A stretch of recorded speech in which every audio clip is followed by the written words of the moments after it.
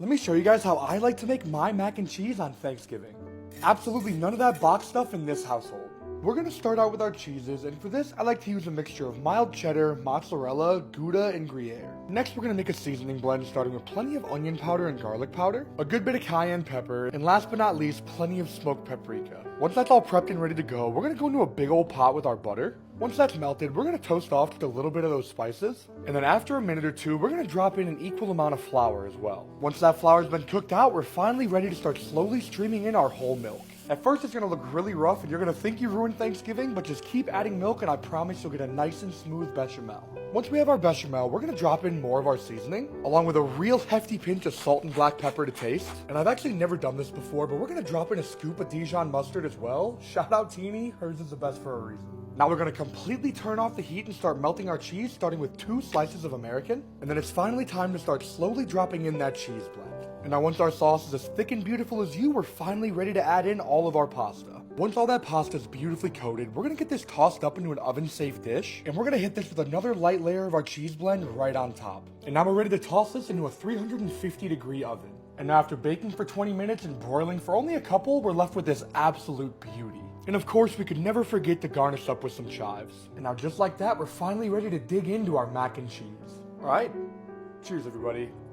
Hello and welcome back to day 34 of Around the World in 80 Eggs, and today I made the most insane Lankan Egg Curry. And this was as good or even better than it looks. Oh my god. I think this might be one of the best egg dishes I've made. Big claims, I know, but you should absolutely save and try this for yourself. First, you want to boil your eggs with some vinegar because it helps you peel it better, and after cooking for 7 minutes with hot water, you want to drop it into an ice bath. While the eggs are cooling, you want to chop up your onions, your tomatoes, grate some ginger, and also mince some garlic. Now to cook, add in the cinnamon, cardamom, and curry leaves, and add in the garlic and ginger to saute. Once fragrant, add in the chopped onions, some salt, and the tomatoes. Okay, the spices. Ground coriander, garam masala, chili powder.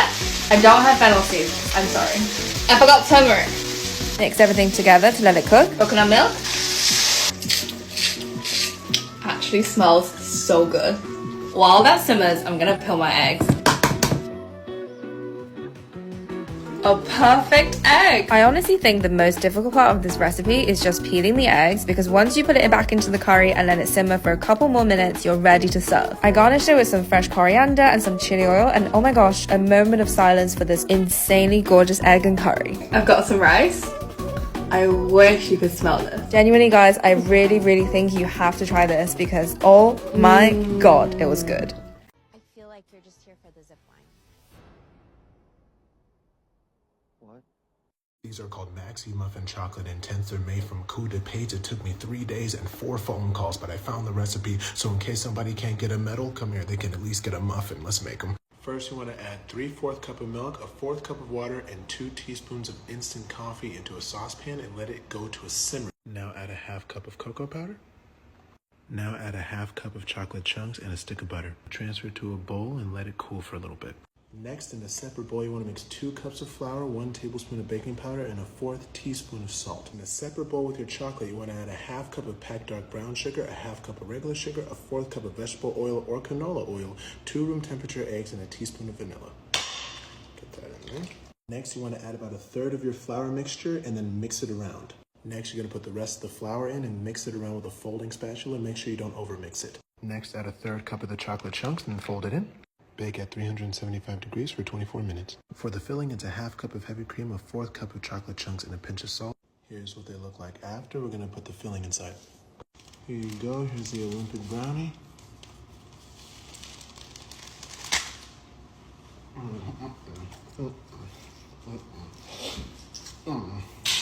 That is good. I can see why everybody in the villa is obsessed. This is good. Give it a try.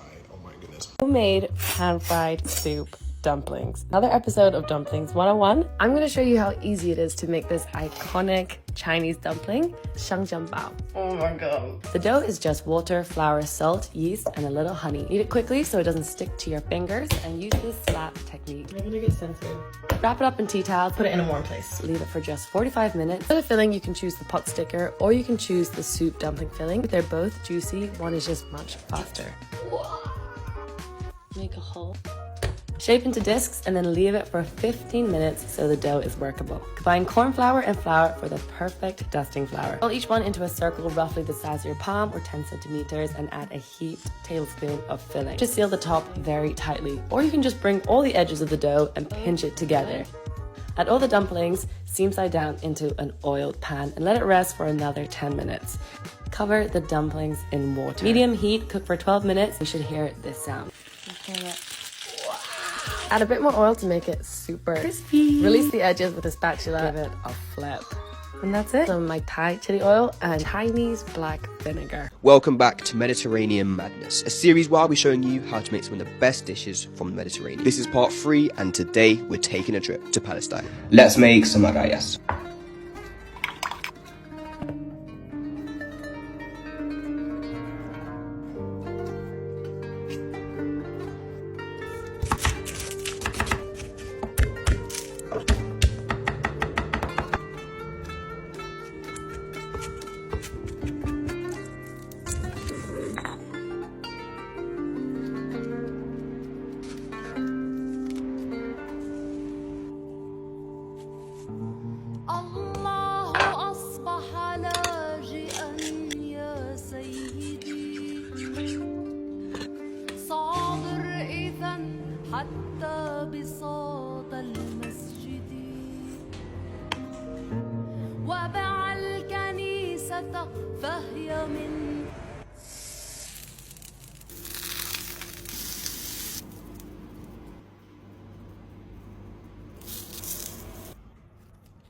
Let's make Lahsa, a wonderful Yemeni breakfast. It's cheesy, gooey, and so light you can finish an entire pan.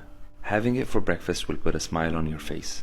If you love shakshuka, Lahsa is gonna make you unfaithful. Start by chopping a large onion, 2 large tomatoes, and some chilies. Sauté the onion in some olive oil, alwali of course. Once the onions start to brown, add the tomatoes. Season with salt, pepper, cumin, coriander, paprika, tomato puree, and any spices that you like. You're the boss of your Lahsa.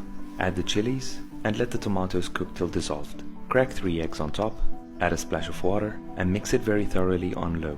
Spread some liquid cheese on top while it's cooking. You can also use cream cheese if you want.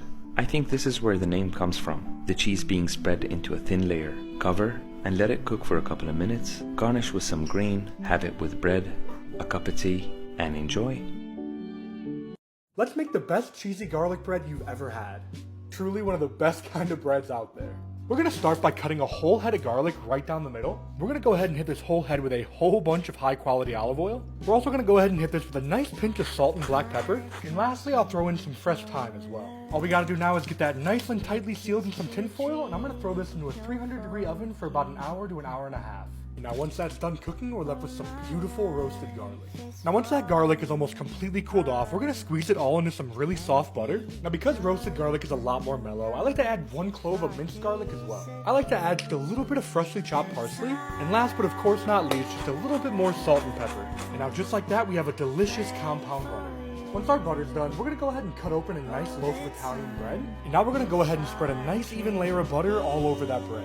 Get those tossed into a baking sheet, and these are gonna go ahead and go into a 400-degree oven. Now while our bread's in the oven, we're gonna go ahead and freshly grate some mozzarella. Now about 10 minutes later, that butter's gonna be nice and melted, and we're ready to load these things up with that mozzarella. Now these are gonna go back under the broiler until that cheese is nice and melty. And now just another couple minutes later, and our garlic bread is done. After letting it hang out for a couple minutes, we're finally ready to slice it up. Top it off with just a little bit more parsley to make it healthy. And now just like that, we're ready to dig into our cheesy garlic bread. Alright, cheers everybody.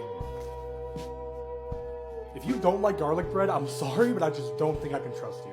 Let's make Palestinian stuffed Arayes. This is a cheesy, spicy version that you have to give a try. In a food processor, we're gonna need onion and cilantro. And you're gonna do a couple pieces of heartburn and an entire jalapeno. Then you're gonna pulse this up, but you could easily hand chop it. Transfer that into a bowl and hit it with some hot pepper paste. Hit it with the mix of Middle Eastern herbs and spices. And once this is properly incorporated, add in your ground beef. And just give this one more massage. Make a pocket out of some pita and put in your meat. And then before you fully form it, you're gonna sprinkle in some cheese. And this is the thickness that I'm gonna be going for. You're gonna brush these down with some some good olive oil. Toss them on a super hot pan so they get nice and charred. And then once they're charred all over, toss them in the oven at 350. All eyes on Rafah. There are currently 1.5 million people stranded there. They are currently being bombed with nowhere to go, and a ground invasion will only add to this catastrophe. Cease fire now.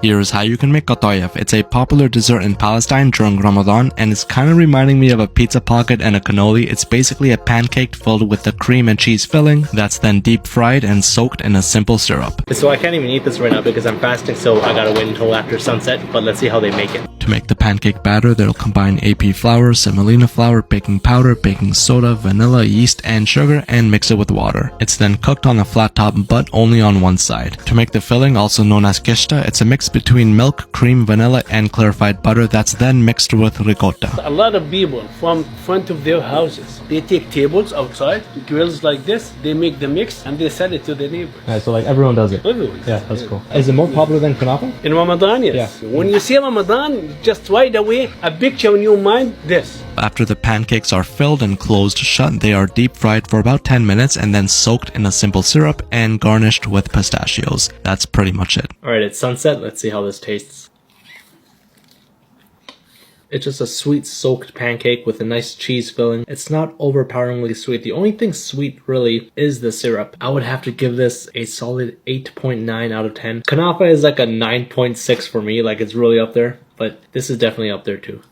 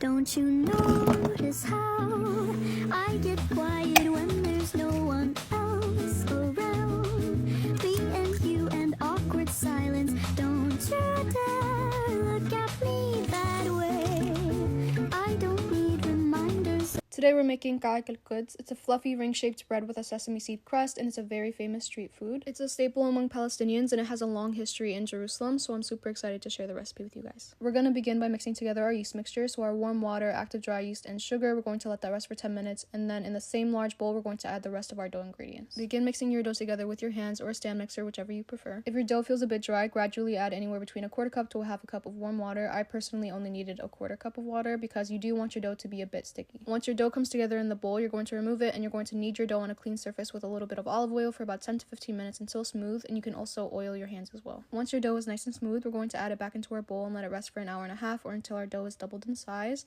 And then we're going to release any air from our dough once it has risen, and we're going to separate it into 12 dough balls. Let the dough balls rest for another 10 minutes on a floured surface, and then we're going to begin shaping our dough by gradually stretching it into a ring shape, similar to the process I've shown in the past of how to shape a bagel. Here I'm mixing together the water mixture, but I usually prefer to do this with milk. I just didn't have any, so just know that you can do either or. You're going to brush your mixture onto your dough, and then you're going to dip it into your sesame seeds, toasted, untoasted, whichever you prefer, and then we're going to add it to a prepared baking sheet and let it rest again for another 10 to 15 minutes. Bake your bread at 400 degrees Fahrenheit for 15 minutes, and you're done. You can use it to dip into olive oil and za'atar, or use it to make a sandwich with fresh cheese and olives, whichever you prefer. There's so many ways to eat it, and I hope you guys enjoy.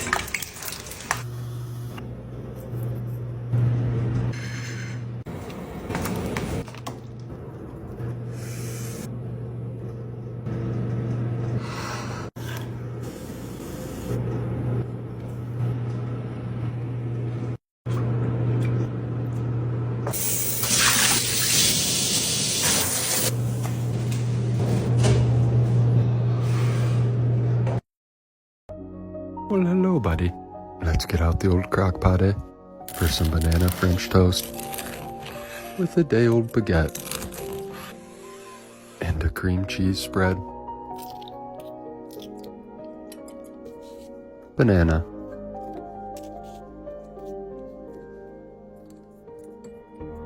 Eggs. Milk. Vanilla extract. Brown sugar. And some cinnamon and nutmeg.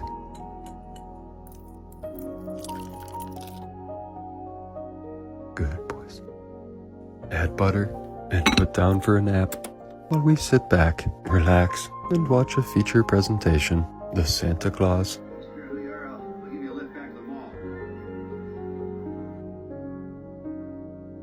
Some tree juice, banana topping, pecans, and a cup of jitter juice. There you go, buddy. Well, hello, buddy. Let's make some chicken dumpling soup.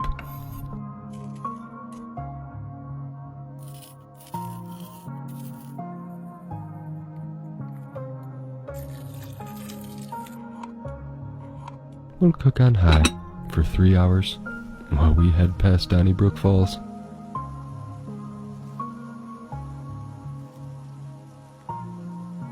Then pull over for some jitter juice and a pretty cool view. There you go, buddy.